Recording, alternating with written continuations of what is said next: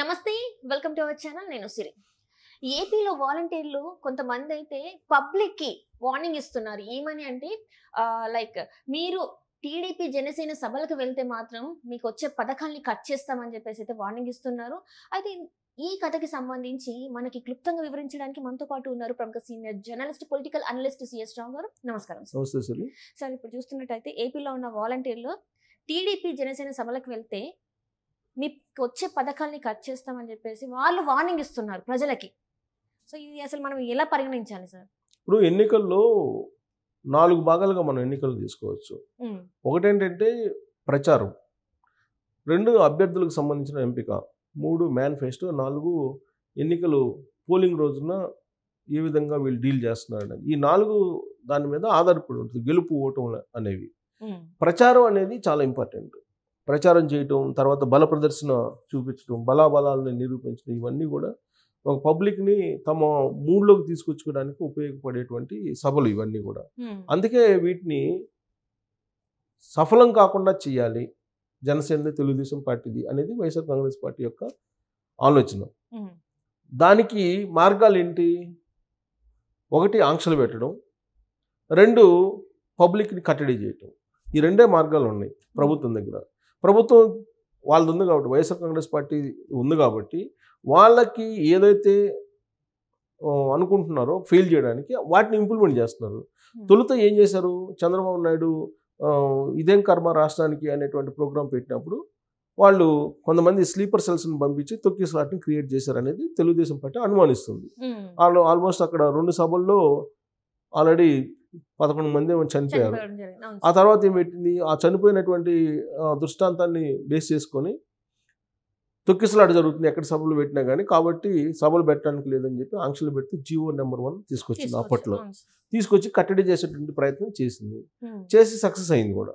ఎందుకంటే ఇదేం కర్మ రాష్ట్రానికి సక్సెస్ అవుతూ ఉన్నటువంటి పరిస్థితుల్లో ఎక్కడికి పోయినా చంద్రబాబు నాయుడు మీటింగ్లకి జనాలు కిక్కిరిసిపోతున్నారు. అది చూసినటువంటి జగన్మోహన్ రెడ్డి రాష్ట్ర ఇంటెలిజెన్స్ వర్గాలు ఇచ్చినటువంటి నివేదికలను పరిశీలించిన తర్వాత జీవో నెంబర్ 1 తీసుకొచ్చి ఆంక్షలు పెట్టేశారు. ఆంక్షలు పెట్టి ఆయన సభల్ని అర్ధాంతరంగా ఆపేశారు. దాని మీద మళ్ళీ కోర్టుకు వెళ్ళి న్యాయ పోరాటం చేసి మళ్ళీ అనుమతి తీసుకొని మళ్ళీ సభలకి సిద్ధమయ్యేటప్పటికి ఆ సీరియస్నెస్ అయితే పోయింది కదా. వరుసగా సభలు జరగడానికి అవకాశం లేకుండా పోయింది. సో సీరియస్నెస్ పోయింది. ఇదే కర్మ రాష్ట్రానికి అన్ని రాష్ట్ర వ్యాప్తంగా చేయలేకపోయారు ఆయన. ఆ తర్వాత మళ్ళీ జీవో నెంబర్ 1 మీద న్యాయస్థానంలో పోరాడి అనుమతులు తీసుకొచ్చుకున్న తర్వాత కొన్ని ఆంక్షల నడుమ రోడ్ షోలను ప్రారంభించాడు ఆయన. రోడ్ షోలను ప్రారంభించిన తర్వాత మళ్ళీ వాటిని అడ్డుకునేటువంటి ప్రయత్నం చేసి ఆ రోడ్ షోలు జరుగుతున్నటువంటి క్రమంలోనే నంద్యాలలో ఆయన్ని అరెస్ట్ చేశారు, ఒక కేసు పెట్టి 53 రోజులు జైల్లో పెట్టారు. ఆయన మళ్ళీ జైల్లో నుంచి వచ్చిన తర్వాత ఆయన సభలు సమావేశాలు పెట్టకుండా కొన్ని ఆంక్షలు ప్రభుత్వం పెడితే, కొన్ని ఆంక్షలు న్యాయస్థానం కూడా కొన్ని కండిషన్స్ మధ్య ఆయనకి బెయిల్ ఇచ్చింది కాబట్టి ఆయన ఫుల్ ఫ్లెడ్జ్డ్గా సమావేశాలు పెట్టలేకపోయారు. అది సుప్రీంకోర్టుకు పోయి ఫుల్ ఫ్లెడ్జ్డ్గా క్లారిటీ వచ్చేటప్పుడు కొంత టైం అయిపోయింది. ఇప్పుడు రా కదలరా అనేటువంటి సభలు పెడుతున్నారు. ఈ రా కదలరా అనేటువంటి సభలు సక్సెస్ అవుతున్నాయి. ఎక్కడికి పోయినా కానీ చంద్రబాబు నాయుడు జనం కిక్కిరిసిపోతున్నటువంటి పరిస్థితి కనిపిస్తుంది. దాంట్లో భాగంగా ఇప్పుడు ఈ సభలను కూడా అడ్డుకునేటువంటి ప్రయత్నం జగన్మోహన్ రెడ్డి చేయడానికి సిద్ధమయ్యారు అని చెప్పి మనం చెప్పుకోవచ్చు. సో ఎందుకు, ఆల్రెడీ ప్రభుత్వానికి ఉన్నటువంటి అధికారాన్ని ఉపయోగించింది. గత 2 సభల్ని 2 సార్లు చంద్రబాబు నాయుడు అరెస్ట్ చేయడానికి కానీ, జైలుకి పంపించడానికి కానీ, అంతకుముందు జీవో నెంబర్ 1 తీసుకురావడం కానీ, ఇవన్నీ కూడా తెలుగుదేశం పార్టీని కట్టడి చేయడానికి, ప్రచార సభలు నిర్వహించకుండా చేయడానికి, కొంత గందరగోళంలో నెట్టేదానికి క్యాడర్ని కానీ లీడర్లు కానీ చేసినటువంటి ప్రక్రియ. ఇది ఎలా అధికార దర్పంతో అధికారాన్ని ఉపయోగించుకొని చేసినటువంటి కార్యక్రమాలు. ఇప్పుడు ఎన్నికల సమయం కాబట్టి ఇప్పుడు ప్రభుత్వం ఏమీ చేయలేనటువంటి సిచ్యువేషన్. ఇంకా 10 రోజులు పోతే ఎన్నికలకు సంబంధించిన షెడ్యూల్ వస్తుంది. ఆటోమేటిక్గా ఎన్నికల కమిషన్ ఆధ్వర్యంలోకి వెళ్ళిపోతుంది. సో ఎన్నికల కమిషన్ ఆధ్వర్యంలోకి మొత్తం యంత్రాంగం వెళ్ళిపోయిన తర్వాత ప్రభుత్వం అధికారాలను కోల్పోతుంది. కాబట్టి ఇప్పుడు ఏం చేయాలి అని అంటే, తన ప్రైవేట్ సైన్యంలాగా వ్యవహరిస్తున్నటువంటి వాలంటీర్ల వ్యవస్థను ప్రయోగిస్తున్నారు. ఇప్పుడు ప్రయోగిస్తూ వాళ్ళకి కొన్ని టార్గెట్లు పెడుతున్నారు. ఏం పెడుతున్నారు, మీరు ప్రతి 50 కుటుంబాలకు ఒకళ్ళు ఉన్నారు కాబట్టి ఈ 50 కుటుంబాల్లో వాళ్ళు ఎవరు కూడా తెలుగుదేశం పార్టీ జనసేన పెట్టేటువంటి సభలకు వెళ్లకుండా చూడాలి. అది మీ బాధ్యత, మీరు చూసుకోవాలి. ఒకవేళ వాళ్ళు మీరు చెప్పినా కానీ వినకుండా సభలకు వెళ్తే వాళ్ళకి సంక్షేమ పథకాలు ఆగిపోతాయని చెప్పేసి మీరు చెప్పండి, ఆపేద్దాము, సంక్షేమ పథకాలు ఆపేద్దాము అని చెప్పేసి వార్నింగ్ ఇవ్వండి అని చెప్పి డైరెక్ట్గా ఒక దిశానిర్దేశం వైఎస్ఆర్ కాంగ్రెస్ పార్టీ అధిష్టానం చేసినట్టు వాలంటీర్లకి ఇప్పుడు ఒక టాక్ అయితే ఉంది. ఇదే వీళ్ళు కన్వే చేశారు, పబ్లిక్కి కన్వే చేశారు. దాంట్లో భాగంగానే తెలుగుదేశం పార్టీ జనసేన సభలకు రావడానికి ప్రజలు కొంత సందేహిస్తూ వెనకాడుతున్నారు, భయపడుతున్నారు. ఒక భయపడేటువంటి సిచ్యువేషన్ తీసుకొచ్చారు. సంక్షేమ పథకాలు ఆగిపోతాయి అని చెప్పి, ప్రభుత్వం వైపు నుంచి రాబోయే రోజులు ఇబ్బందులు ఉంటాయని చెప్పి వార్నింగ్లు ఇస్తున్నారు అని చెప్పి గ్రామాల్లో వినిపిస్తుంది, పట్టణాల్లో వార్డుల్లో కూడా వినిపిస్తుంది. సో ఇదంతా ఎందుకు చేస్తున్నారంటే కదలరా సభలు సక్సెస్ కాకూడదు. రాబోయేటువంటి రోజుల్లో జనసేన తెలుగుదేశం పార్టీ ఇద్దరు, చంద్రబాబు నాయుడు అలాగే పవన్ కళ్యాణ్ ఒకే వేదిక మీద కనపడుతున్నారు. కనపడితే కనుక జనాలు కిక్కిరిసిపోయి జనాలందరూ కూడా వాళ్ళ మూడ్లోకి వెళ్ళిపోతారు, వైఎస్ఆర్ కాంగ్రెస్ పార్టీని మర్చిపోతారు అనేటువంటి ఒక భయం, ఒక అభద్రత జగన్మోహన్ రెడ్డి అనే టీంలో కనిపిస్తుంది. అందుకే ఇప్పుడు వాలంటీర్లకు కొన్ని ఆదేశాలు ఇచ్చేసి మీరు ఎలాగైనా సరే పబ్లిక్ని రానివ్వకూడదు అనేటువంటి. ఇప్పటిదాకా అధికారాన్ని ఉపయోగించి రకరకాలుగా అడ్డుకున్నారు. రాబోయేటువంటి రోజులు అడ్డుకోవడానికి అవకాశం లేదు కాబట్టి అధికార దర్పంతో ప్రైవేట్ సైన్యాన్ని ప్రయోగిస్తూ ఉన్నారు. సో ప్రైవేట్ సైన్యానికి ఇచ్చినటువంటి ఆర్డర్స్ ప్రకారం వాళ్ళు గ్రామంలో ఉండేటువంటి వాళ్ళకి వార్నింగ్లు ఇస్తూ సామధాన భేద దండోపాయాలను ప్రయోగిస్తూ వాళ్ళని సభలకు రాకుండా చేసేటువంటి ప్రయత్నం వాళ్ళు చేస్తూ ఉన్నారు అనేది ఒకటి. దీంతోపాటు ఆల్రెడీ ఇప్పుడు వాలంటీర్ల వ్యవస్థ ఉండగానే ఆ వాలంటీర్ల వ్యవస్థకు సమాంతరంగా గృహసారథులు అని చెప్పి పెట్టారు.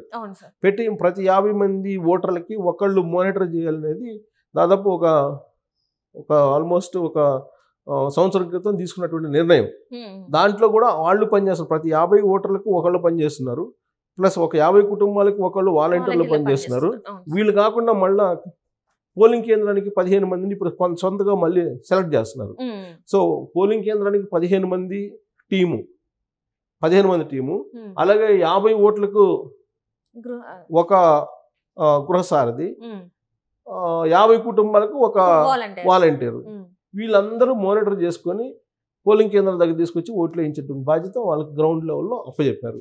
సో సభలు అనేవి జరగకుండా చేయాలి కాబట్టి వీళ్ళు సభలు కూడా జరగకుండా చేయాలి. ఎందుకంటే సభలు సక్సెస్ అయినాయి జనసేన తెలుగుదేశం పార్టీ అని అంటే ముందే ఓటమి చెందుతున్నాడు జగన్మోహన్ రెడ్డి అనేది ప్రజల్లోకి బలంగా వెళ్ళేటువంటి అవకాశం ఉంది. అందుకే ముందు ప్రచారాలని ఫెయిల్ చేయాలి, పొత్తుల్ని ఫెయిల్ చేయాలని మొన్నటిదాకా ప్రయత్నం చేశారు తెలుగుదేశం పార్టీ జనసేన పొత్తుల్ని ఫెయిల్ చేయాలని. అది సక్సెస్ కాలేదు వైఎస్ఆర్ కాంగ్రెస్ పార్టీ. ఇప్పుడు బీజేపీ కలవకుండా చూడాలని చెప్పి ప్రయత్నం చేస్తుంది, అది కూడా సక్సెస్ అయ్యేటువంటి పరిస్థితి కనిపించట్లేదు. నెక్స్ట్ ఏంటి? ప్రచారం. సో ప్రచారం సంబంధించి ప్రచారం జరగకుండా చూడాలి అనేది ఒకటి. నెక్స్ట్ ఏంటి? మేనిఫెస్టో. ఈ మేనిఫెస్టోని కూడా వాళ్ళు రాంగ్ ట్రాక్ పట్టించడానికి ప్రయత్నం చేస్తున్నారు. ఇప్పటికే సూపర్ 6 తోటి చంద్రబాబు నాయుడు ప్రజల్లోకి వెళ్ళిపోయారు సూపర్ 6 తోటి. సో ఈ మధ్య కాలంలో ఈయన జగన్మోహన్ రెడ్డి సభలు పెట్టిన సందర్భంగా సిద్ధం సభలను వేదికగా చేసుకొని రుణమాఫీ ప్రకటిస్తారని చెప్పి సోషల్ మీడియాలో విస్తృతంగా ప్రచారం చేశారు. అంటే ఆ ప్రచారం చేస్తే ఆ ప్రచారాన్ని విని ముందుగానే రుణమాఫీని చంద్రబాబు నాయుడు ప్రకటిస్తాడు. చంద్రబాబు నాయుడు ప్రకటిస్తే కనుక రుణమాఫీ గతంలో అమలు చేయలేదు కాబట్టి ఇప్పుడు కూడా అబద్ధం అని చెప్పడానికి ఒక మైండ్ గేమ్ ఆడారు వైఎస్ఆర్ కాంగ్రెస్ పార్టీ. కానీ ఇప్పటి వరకు కూడా సిద్ధం సభలో ఎక్కడా కూడా ఆయన మేనిఫెస్టోని ప్రకటించలేదు ఇంతవరకు. కేవలం అమలు చేస్తున్నటువంటి పథకాలు గురించి మాత్రమే మాట్లాడుతున్నాడు తప్పితే కొత్తగా ఎక్కడ కూడా మేనిఫెస్టోని ప్రకటించలేదు. సో ఇప్పుడు సూపర్ 6 తోటి ఆల్రెడీ చంద్రబాబు నాయుడు ప్రజల్లోకి వెళ్ళిపోయారు. సూపర్ 6 ఏమేంటి? మహిళలకు మహిళా శక్తి అంటే ఫ్రీ బస్సు, 500 రూపాయలకి సిలిండరు, తర్వాత ప్రతి మహిళకు 15,000 రూపాయలు, ఓకే, ప్రతి అమ్మాయికి 1,500 రూపాయలు, ఇలాంటివన్నీ అనౌన్స్ చేస్తారు. రైతులకి ప్రతి ఏడాదికి 20,000 రూపాయలు, బీసీలకు ప్రత్యేకమైనటువంటి చట్టం, ఇవన్నీ కూడా అనౌన్స్ చేస్తే సూపర్ 6 తోటి వెళ్ళిపోతున్నారు. ఇలాంటి పరిస్థితుల్లో జగన్మోహన్ రెడ్డి మేనిఫెస్టో మీద కూడా రాబోయే 2 రోజుల్లో దాడి చేసేటువంటి అవకాశం ఉంది. సో ఆ తర్వాత అభ్యర్థులు ప్రకటించిన తర్వాత అసంతృప్తులు ఏమైనా ఉంటాయేమో, దాన్ని బేస్ చేసుకొని డిఫెండ్లో పడేద్దాము తెలుగుదేశం పార్టీ జనసేన కూటమి అని చెప్పి భావించాయి. అక్కడ కూడా సక్సెస్ కాలేదు వైఎస్ఆర్ కాంగ్రెస్ పార్టీ. సో ప్రచారం సంబంధించి ఫెయిల్ చేయాలనేటువంటి ప్రయత్నం ఇప్పుడు చేస్తూ ఉన్నారు. ఆ తర్వాత మేనిఫెస్టో మీద చేస్తారు, ఆ తర్వాత ఎలక్షనీరింగ్ మీద చేస్తారు. ఇది ఎన్నికల ప్రక్రియలో భాగంగా చేసేటువంటి కార్యక్రమం వైఎస్ఆర్ కాంగ్రెస్ పార్టీ. వీటన్నిటిని తట్టుకొని నిలబడగలిగితే విజయాన్ని అందుకోగలదు తెలుగుదేశం పార్టీ జనసేన, అదర్వైజ్ అందుకోలేకపోవచ్చు. బట్ జగన్మోహన్ రెడ్డి మాత్రం సర్వశక్తులు ఒడ్డుతూ ఉన్నారు ఆయన. సో ప్రజా వ్యతిరేకత ఉన్నప్పటికీ కూడా లేదు అని చెప్పి సమాజానికి చూపించేటువంటి ప్రయత్నం అయితే ఆయన చేస్తున్నారు. అందులో భాగంగా ప్రైవేట్ సైన్యంగా ఉన్నటువంటి వాలంటీర్లను ఉపయోగించుకొని ఈ ఎవరైతే తెలుగుదేశం పార్టీ జనసేనకి వెళ్తున్నారో వాళ్ళని అడ్డుకునే ప్రయత్నం చేయటం అనేది అది దుర్మార్గం కార్యక్రమం అని చెప్పి మనం చెప్పుకోవచ్చు.